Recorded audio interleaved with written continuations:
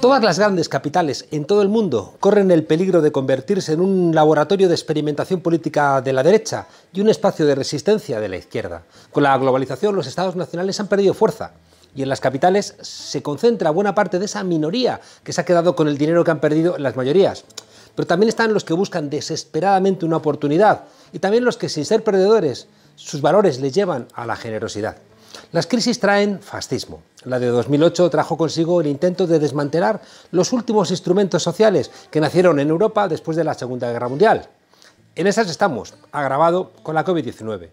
Igual que Madrid ha sido un bastión de la derecha, otras ciudades como Londres, Palermo, Berlín, París o Barcelona han sido espacios de resistencia frente a los intentos de la derecha de desmantelar cualquier tejido social. Uno de los intentos más desesperados de la derecha de hacer de Madrid un bastión del capitalismo salvaje fue con Eurovegas. En esa operación que urdió Ignacio González, uno de los presidentes del Partido Popular, en la cárcel por ladrón, se querían entregar 750 hectáreas de hoteles, rascacielos, campos de golf y casinos a un magnate del juego, un empresario de Las Vegas, Adelson, famoso porque era muy rico y porque en esa ciudad los trabajadores de los casinos no podían afiliarse a un sindicato. El ladrón González quiso darle a Adelson carta blanca para que dentro de Eurovegas no tuviera validez siquiera la Constitución española. Ay, estos constitucionalistas querían permitir que dictara sus propias normas sobre asuntos que iban desde fumar en recintos públicos a préstamos de dinero a particulares, pasando por el derecho a la libre sindicación o incluso la tolerancia de la prostitución. Un paraíso para los ganadores, sostenido por unos perdedores invisibles, que tienen que hacer lo que se les mande, pero que no se les vea. Donde la élite mundial viene a que los trabajadores les sirvan por un salario de miseria las copas, la comida, les hagan la habitación y, si así lo quieran, pues que sientan que pueden volver a aplicar el derecho de pernada, ese que antaño tenían los reyes absolutistas y parece que también algún monarca constitucional. Convertir a Madrid en un casino encaja con la idea que tiene la derecha nueva de nuestras sociedades. El que gana se lo lleva todo. La única regla es el dinero. Unos juegan y el resto trabaja. En el casino no hay colas de hambre, ni se come pizza, no existe lo público porque todo es privado. Y no hay baches, ni te corta la luz que tiene que brillar. Ni nadie tiene aspecto de no llegar a fin de mes porque los pobres no entran al casino. En la sociedad casino de la derecha está reservado el derecho de admisión. Por eso tienen hasta sus hospitales privados, por si algún rico le da un infarto, que le puedan atender allí mismo y si se enferma algún trabajador saldrá por la puerta de atrás, sin que nadie le vea, a un hospital público. ¿Apostamos a que se han muerto más ancianos humildes que ancianos ricos en las residencias? La nueva derecha siempre tendrá fichas para jugar y hielo en la copa y un apartamento que te prestarán los dueños del casino, a cambio de que cuando necesiten algo, como en El Padrino, se lo brindes sin problema. Sea una subvención, un terreno, un contrato, el favor de un juez o tu defensa pública de sus intereses en los medios de comunicación. Madrid se está pareciendo a Eurovegas. Lograr la inmunidad de rebaño es la política sanitaria de la derecha contra la COVID-19. Es lo primero que expresaron cuando surgió el coronavirus y es lo que siguen pensando. Los pudientes, los sanos, los ricos, los egoístas siempre miden el mundo desde su suerte y desde su acceso a medicinas, desde su buena alimentación, desde sus entornos sanos. Siempre han pensado que si se extiende el coronavirus afectará más a los pobres que a los ricos. Igual es verdad que hay algún privilegiado, pero es un coste asumible, igual que un millonario puede arruinarse e incluso terminar en la cárcel. Es un precio que están dispuestos a pagar por el bienestar del clan. Por eso Díaz Ayuso ha abierto Madrid a los extranjeros que vienen a hacer aquí lo que no hacen en sus países, y que la inmunidad de rebaño sustituya a la ausencia de vacunas, que también son privadas. Hubo un tiempo donde en España tirábamos los papeles al suelo o escupíamos, pero no hacíamos lo mismo cuando estábamos en Francia o en Alemania. Ahora es al revés. Y los franceses egoístas, que no son todos los franceses, vienen a España a tirar la mierda al suelo y a comportarse como colonizadores. No es verdad que ayude a la hostelería a lo que hace Díaz Ayuso, porque no ayuda a los camareros y camareras, y cuando venga un repunte tampoco va a ayudar a los empresarios. Se ayudaría con controles más estrictos y con ayudas directas para soportar las pérdidas económicas, ayudas, por cierto, que no ha dado Ayuso. A la derecha le puede siempre el egoísmo y la miopía. La libertad personal termina donde empieza la libertad de los demás. Es la base de la democracia. Pero en la sociedad casino de la derecha sin complejos, la libertad es un privilegio de los ganadores, que compran también a algunos perdedores pensando que les va a caer alguna migaja de la mesa de los ricos. Es curioso que en España Estos que hablan de libertad son los que prohibieron la libertad durante 40 años. Esos que hablan de la bandera son los que tienen a más políticos en la cárcel por robar dinero a la España que representa esa bandera. Son esos a los que se les llena la boca de España, pero son también los que vendieron nuestro territorio ayer a las bases norteamericanas y hoy a ese nuevo Eurovegas en que se está convirtiendo la capital de España. Nuestro Madrid, rompeolas, que decía Machado, de todas las Españas. Bienvenidas a la frontera, desobedientes.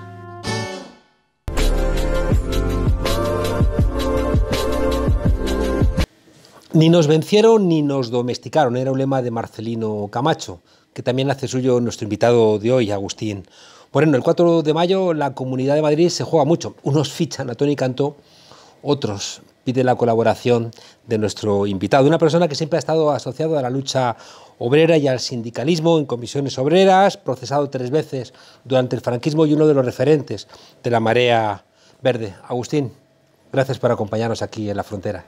A vosotros por la invitación. ¿Qué está pasando en Madrid para que hayas aceptado una cosa que me consta que otras muchas veces has rechazado? A ver, yo soy madrileño, nací en Usera y he recorrido además la comunidad en muchos institutos, ¿no?, por mi trabajo en la enseñanza.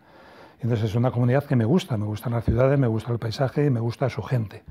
Pero hace tiempo que me avergüenza, y me avergüenza mucho, los dirigentes políticos que tiene esta comunidad. Me avergüenza pues, por una cosa que es evidente. Creo que ninguna otra tiene o ha tenido a 2 presidentes autonómicos imputados por corrupción.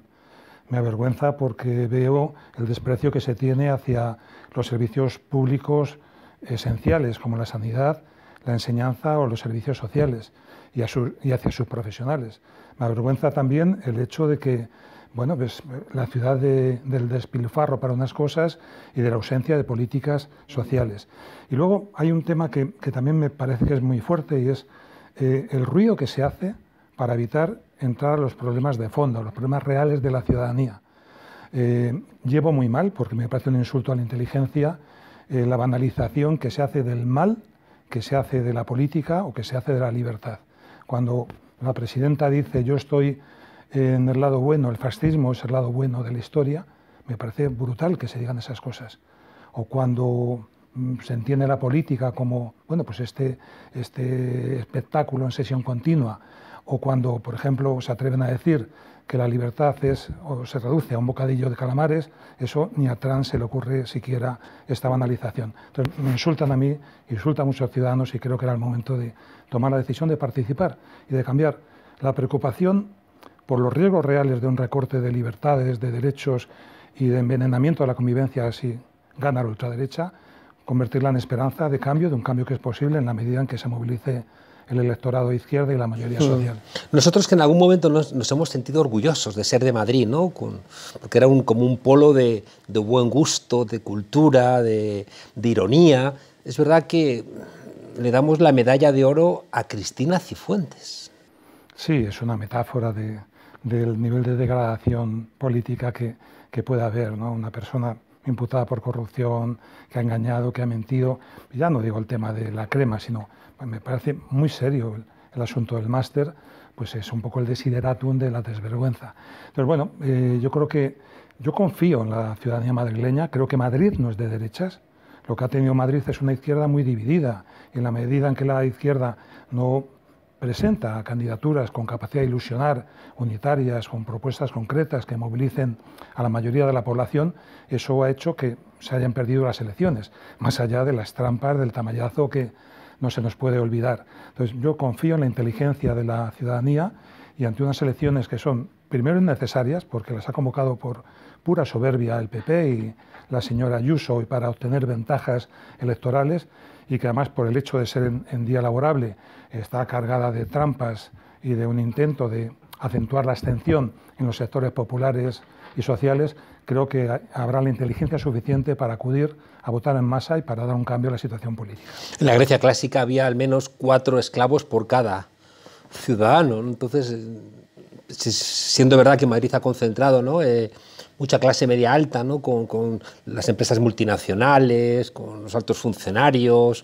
con la judicatura, con la corona, con los ministerios, pero luego están los que trabajan, que diría Bertolt Brecht, ¿no? Los que tienen que hacer la escena. Los que trabajan y los que hacen que todo esto funcione, que tengamos pan por las mañanas, que funcionen los autobuses, que estén las escuelas abiertas, que te curen los hospitales, que tengamos los comercios a disposición, etcétera, etcétera.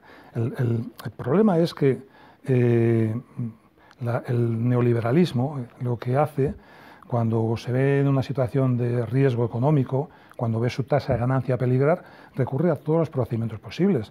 Ahora yo creo que hay una tendencia en Europa, y que aquí la estamos viviendo, a lo que se podría denominar una especie de fascismo de baja intensidad, que es algo intermedio entre el autoritarismo neoliberal y el fascismo clásico. ¿Y de qué se aprovecha para que se dé esa paradoja donde los humildes, los de abajo, los que más necesitan un proyecto emancipatorio, mayores cuidados y mayor protección social y pública, lleguen a votar incluso aquellos que son contrarios a sus intereses? Pues se aprovechan fundamentalmente de las emociones. Son capaces de jugar con las emociones, con la simbología, con las banderas, con las patrias, con las tradiciones, para bueno, que no se hable de lo que realmente se debe de hablar, y todo ello apoyándose en un campo de desgraciadamente, no suficiente desarrollo de cultura política, porque 40 años de dictadura y de franquismo no pasaron en balde. Y 40 de convalecencia, que dice Martín Pallín, ¿no? También.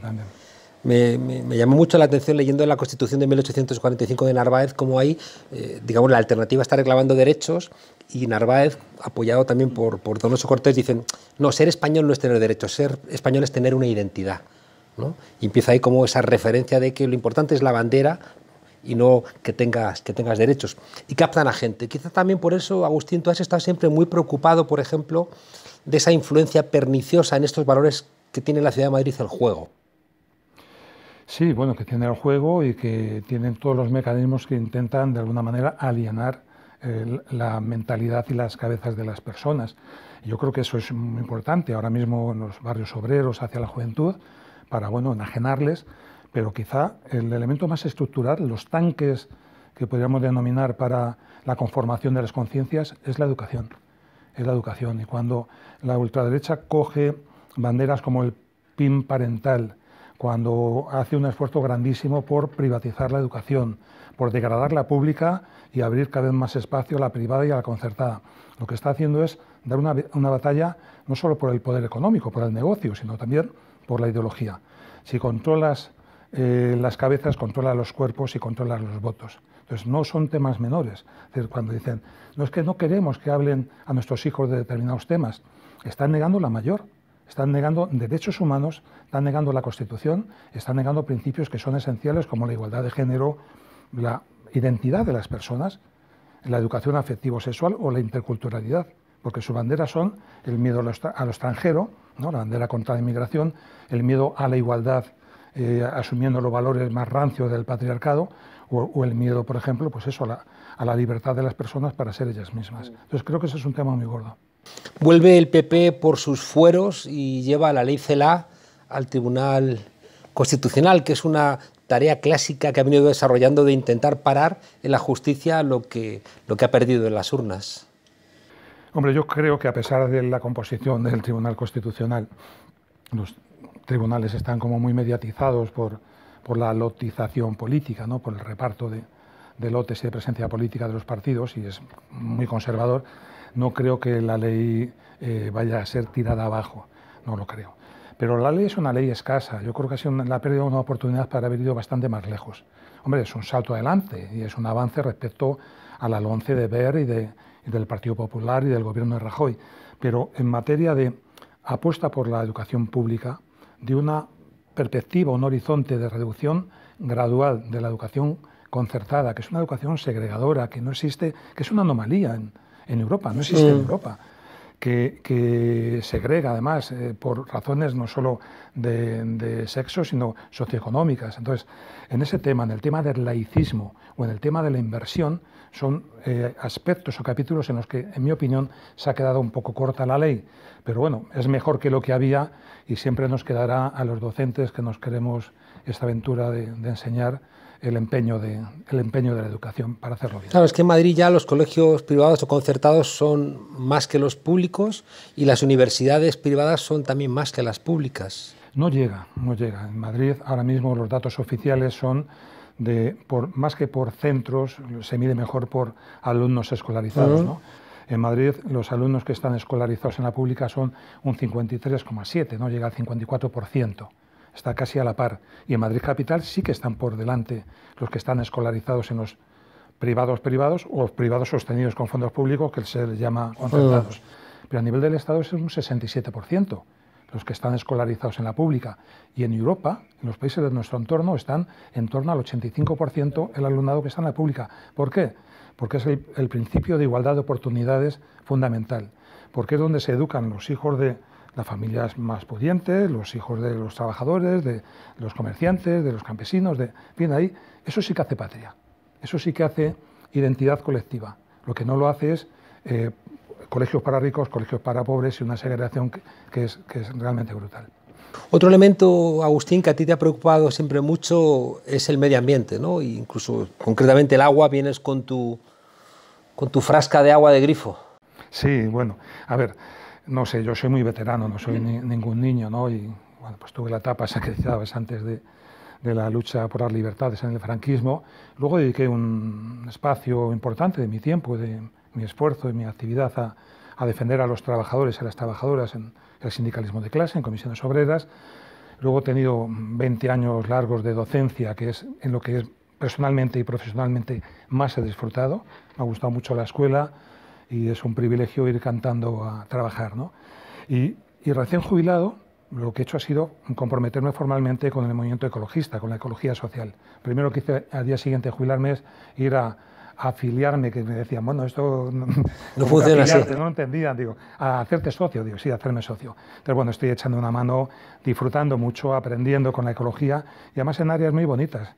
No he querido estar en temas de educación, me he metido en el área de agua y estamos con campañas que son preciosas. Aquí en Madrid en concreto hay dos muy potentes que la pandemia les ha dejado un poco ahí en segundo plano, que es una, defendiendo el agua de grifo por favor, porque tienen... Debería ser obligatorio como en Euskadi, claro, que te sientas a comer y te tienen que poner obligatoriamente la jarra de agua en la mesa. En París, en Nueva York, en la mayor parte de las grandes capitales europeas. Es que es una cutrería el agua, que es muy barata, además de una calidad extraordinaria en el caso de Madrid, que te la intenten vender, cobrar, cuando tiene menos controles sanitarios, es infinitamente más cara y genera unos plásticos y unos residuos que son impresionantes. Luego hay una campaña preciosa que hemos lanzado hace muy poco, que es justamente la del agua como derecho humano. Agua y saneamiento de derechos humanos.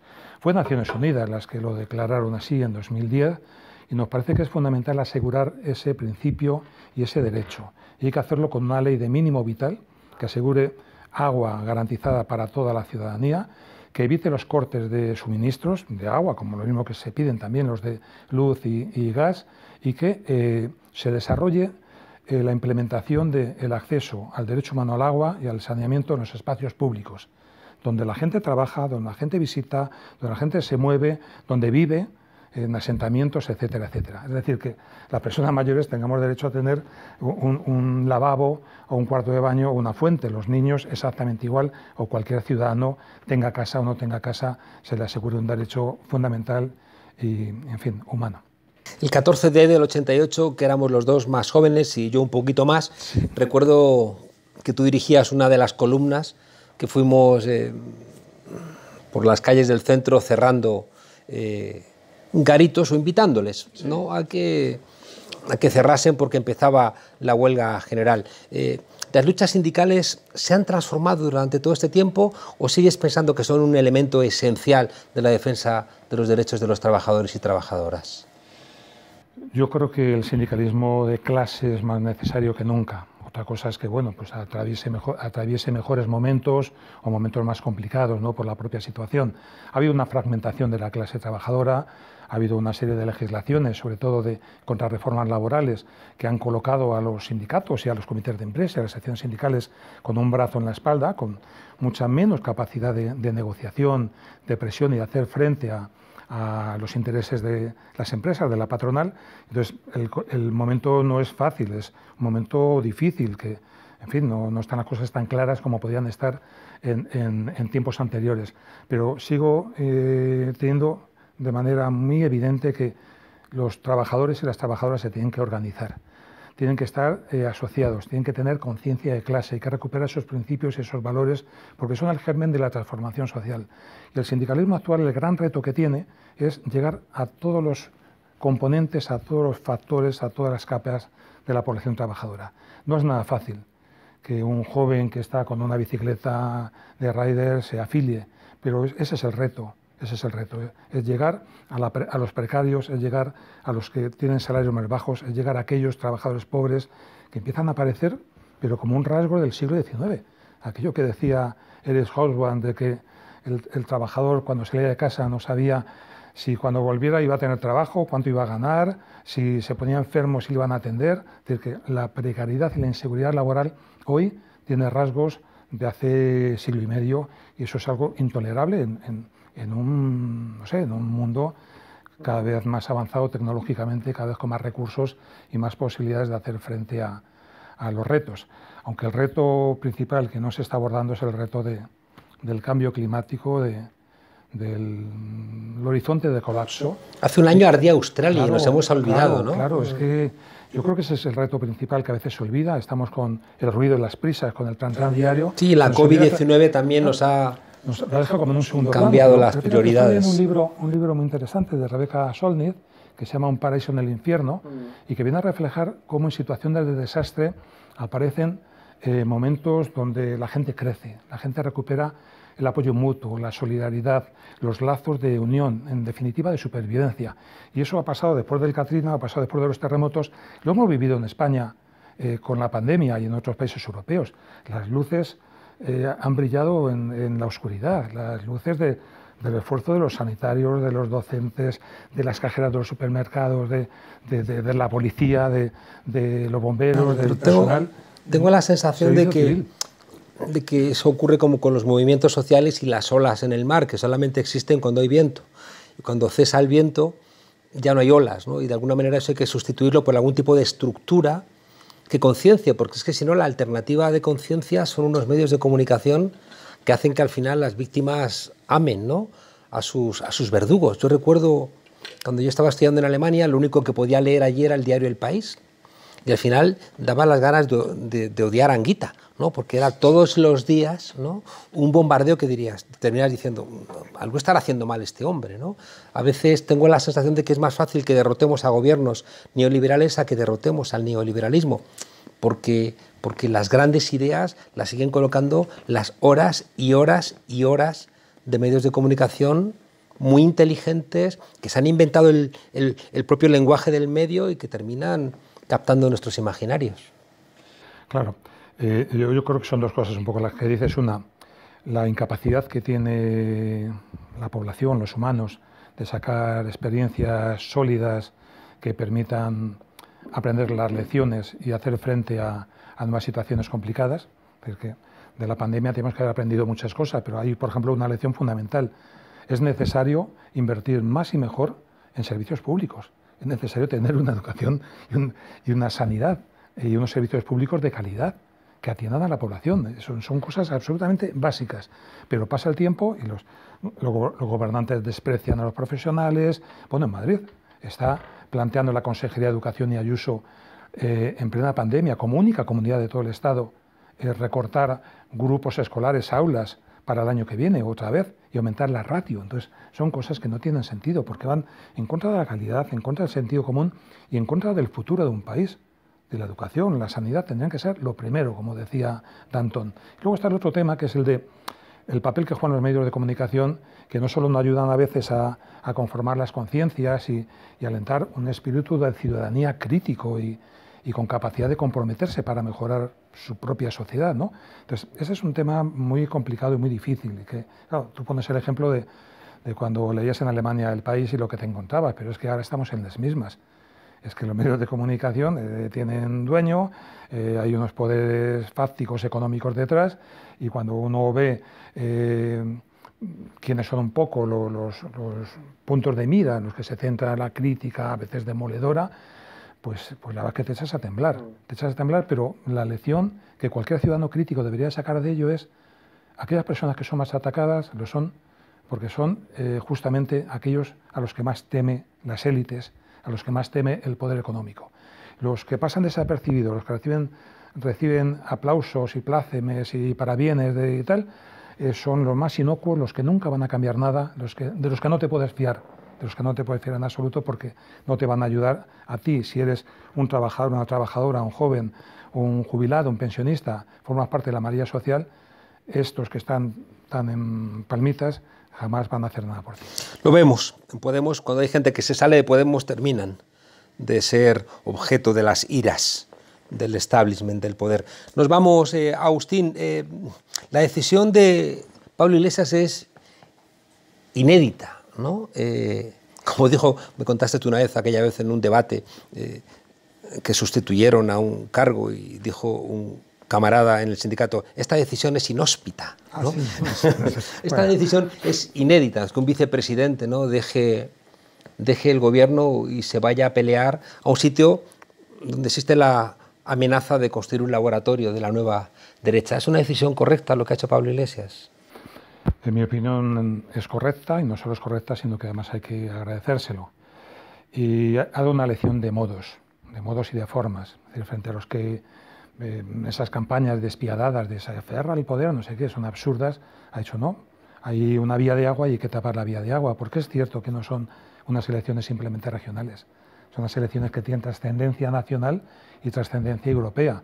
Es un laboratorio, como tú bien dices, y me imagino a Europa, que ahora mismo está escandalizada por el tipo de gestión que está haciendo Madrid de la pandemia, las manos a la cabeza que se puede llevar si en Madrid hay un gobierno de la derecha y la ultraderecha ya sin ningún tipo en fin, da susto, ¿verdad? Da susto, sí. Entonces yo creo que la decisión es una decisión correcta. Como decía, hay que agradecerla porque ha tomado conciencia de lo que está en juego y ha sido consecuente con ello.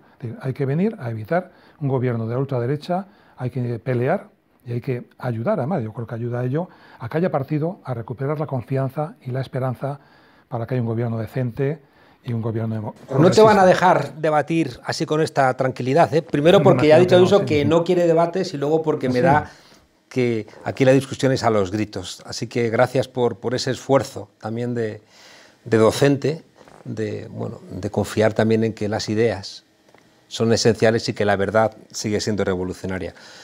Las ideas son esenciales y mueven el mundo, pero a veces nos olvidamos que las emociones también juegan un papel fundamental.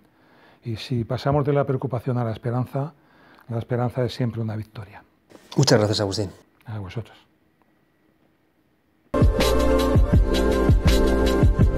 No puedo consentir que todo lo peleado por los madrileños en estos meses se derrumbe.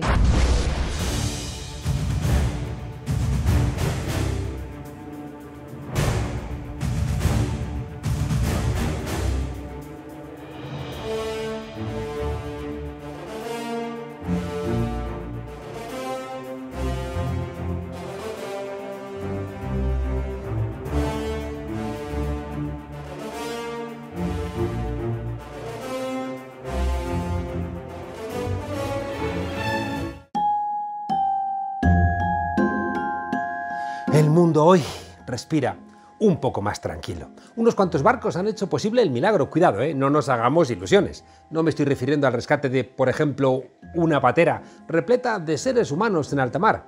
La noticia con la que abren todos los medios, claro, no puede ser otra que el reflote del barco que tenía bloqueado el canal de Suez desde hace una semana.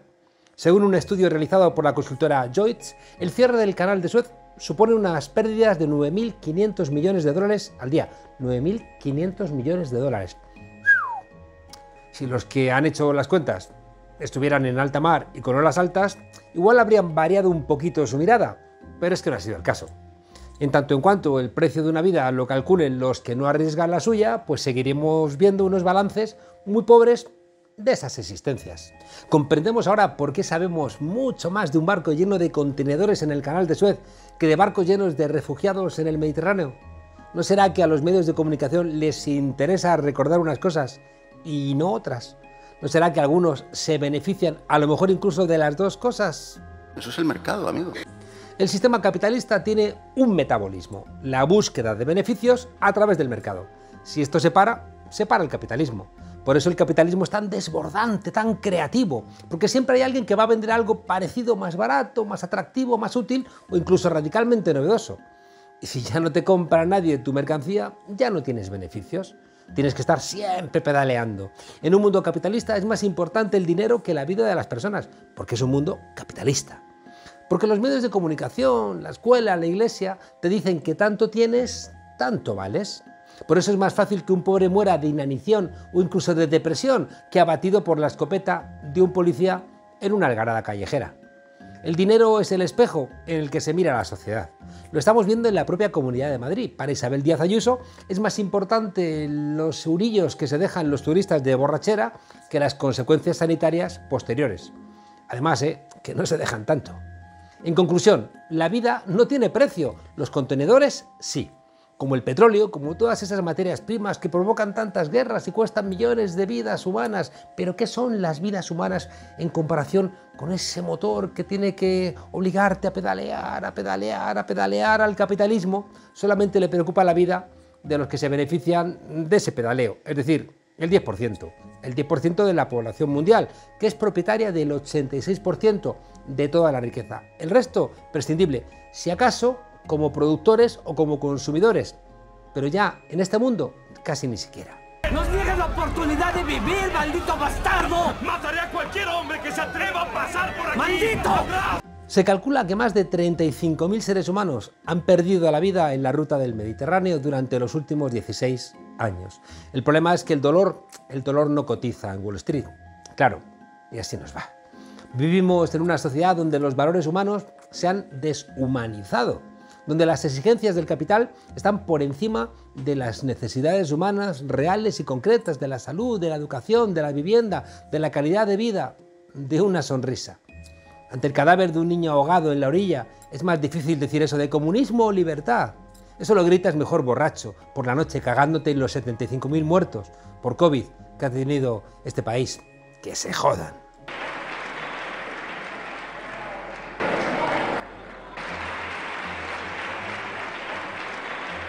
Perder 9.500 millones de dólares termina perjudicando a mucha gente, pero cuidado, hay que repensar la economía porque a ver de esos 9.500 millones quién realmente se enriquece y quién no lo hace.